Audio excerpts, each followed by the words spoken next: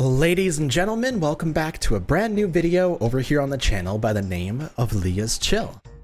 Today I wanted to go ahead and return to Bleach Immortal Soul because today we got a brand new, very exciting event, of which is actually one of the better ones. I previously covered the first anniversary where we got a New Year's Aizen and a New Year's Ichigo. Here we've gotten Summerfest versions of both Gin and Rangiku. And so today I wanted to go ahead and talk about how to get these characters, how this event's gonna end up going, and kind of the plan for me at the very least. So last time around when this event was on, I went really hard to try and get the Awakening skill and trying to get the Awakening weapon for this Aizen over here. And 45 is a lot of investment. Previously, it took me getting the $12 pack for roughly about 4 days in a row to try and get enough of the clams, and even then I was like down to the last day of the event. And so to guarantee a copy of these characters, it's going to be quite a bit. However, you will get the Rangiku for free at the end of this point claim here. And so no matter what, you'll end up getting at least one of these characters, if not both of them, off of it. But here, I'm gonna toss in 2 ice creams and then a full multi, and then we'll go talk about the actual characters somewhere else because their skills actually aren't visible here. You can see I got 1 shell from this. So 1 shell is 1/45th of a weapon. But let's toss a multi in, see how it goes. These characters are actually really good. Mostly just because they are specializing in a very strong way. So first of all, you get 2 at a time of the actual shard chests. I think in that case, if you get 3 at a time, and off of the first one I got 10, that would mean to get Gin guaranteed, you would need to do at least 7 multis, if not more than that, assuming that you get enough of the item. So it is going to be a fairly big investment. 7 multis is sizable on a 3,000 gem banner. And it might be worth it if you're looking for certain types of characters. But let's go ahead and take a look at the skills and abilities of these characters and then do a short little trial. Because they are super good. So first of all, he is a skill type character, which is what I call the blue symbol.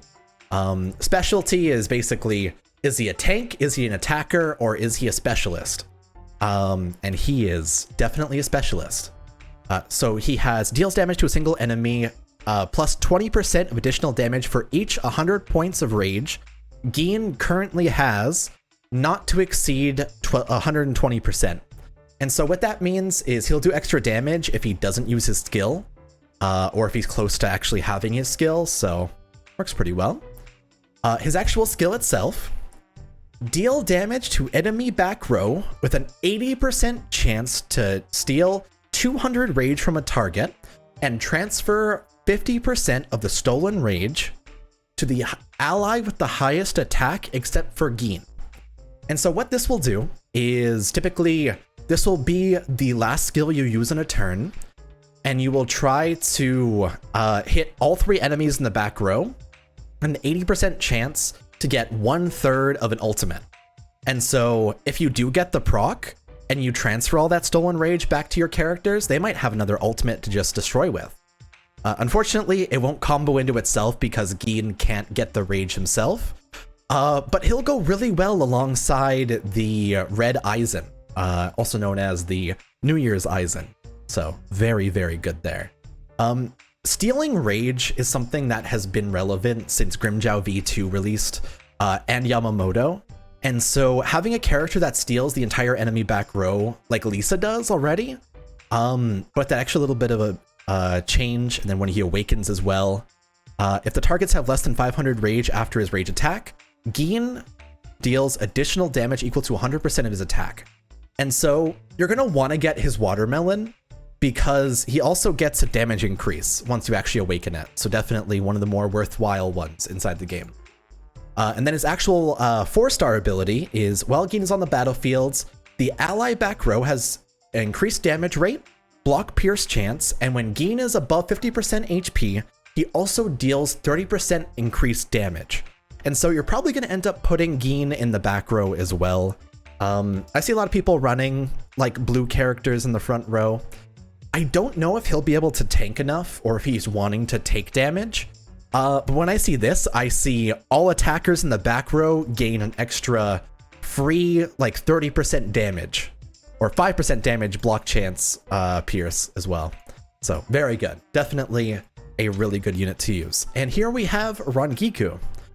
She is a defense specialty type character, which has Dispel built in, which is really good. Deals damage to a single enemy and reduces target's damage reduction rate by 15% and block chance by 30% for 2 rounds. Now, most characters have damage reduction built into their kits, and a lot of the front row users have block chance built in as well. LeaIsChill, Kensei, characters like that already have it. And so this is pretty sizable. I don't think this will be very useful. I'll mostly be using her for this. So deals damage to all enemies and reduces attack of all targets by 10% for 2 rounds. So that's an instant attack debuff that she can just do to all targets. Matsumoto, Rangiku, gains morale for 2 rounds. After a weapon awakens, damage greatly increased. Enemy attack is further increased, which I think is 30%. Actually, we'd have to find out about that. And it also applies a dispel on the debuffs. And so she works kind of similar to how the Resurrection Stark works, but she's actually a defense character, so she's a little bit more relevant, I feel.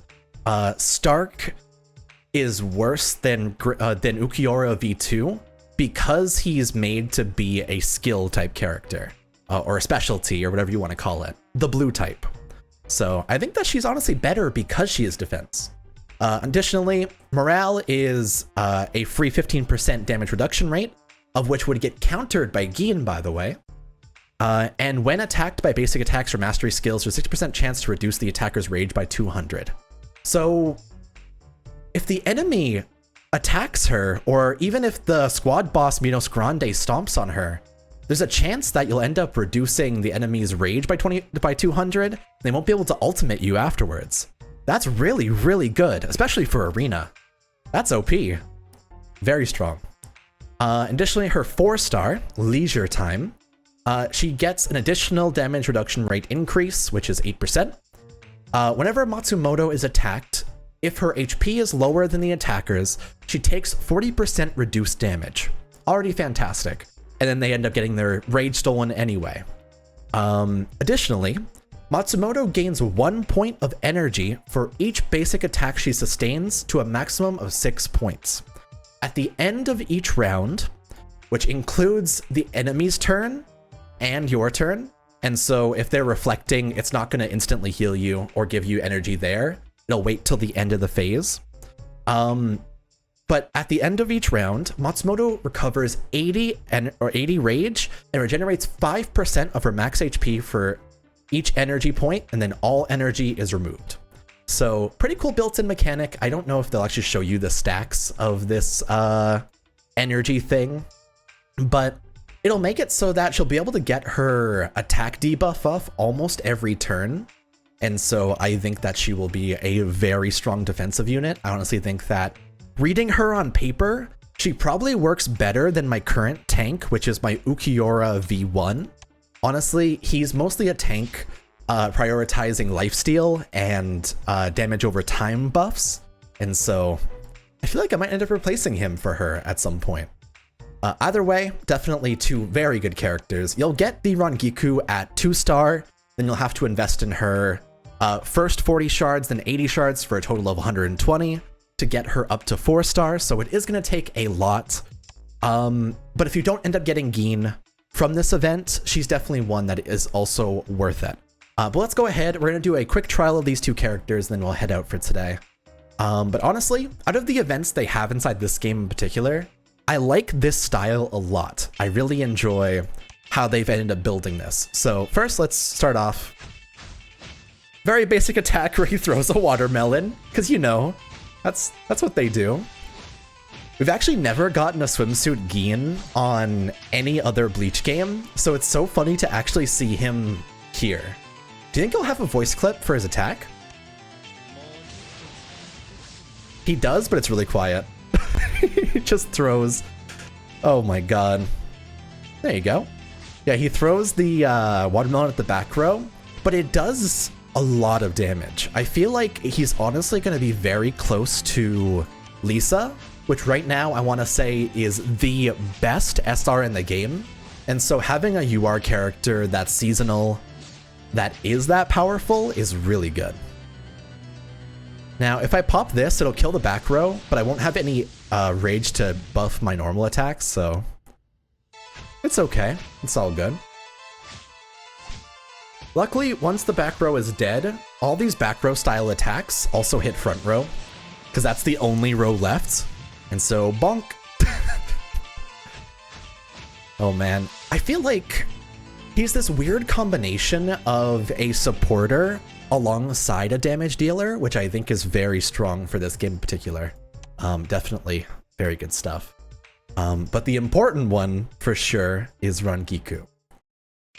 So she is absolutely incredible. We're gonna go ahead and just smack there. God, the physics on that are absurd. So this should hit all enemies and then reduce their attack by 10%. But I want to try to keep an eye on this. Oh my god, that's so funny. I want to try to keep an eye on this to watch for the energy. I do see she has like this glow around her, which I think is her gaining a couple of energy. I think she should have 5 right now, which means she should get her skill now. Yep. Okay, yeah. So that's actually kind of nice. I feel like having the built-in sustain is also powerful. And she got her attack back as well, because she steals that rage. That's very good. Honestly, both of these characters might instantly be better than the Aizen and Ichigo. Ichigo, definitely. Aizen, it's up for debate for sure. But definitely these are 2 worth it characters to pick up. If you are currently trying to start out the game, this would be the one to focus on. And I think this event is on most servers for the next 2 weeks. So I'll probably end up trying to whale towards the end of the event to get these characters and do a little showcase on them. Let me know how you guys feel about it. God knows we definitely needed a like seasonal Gin that was actually in a swimsuit because BBS refuses to do it. But for now, thanks for watching everyone. Hopefully you enjoyed, take it easy, and I'll see you guys in the next video of Bleach Immortal Soul. Bye everybody.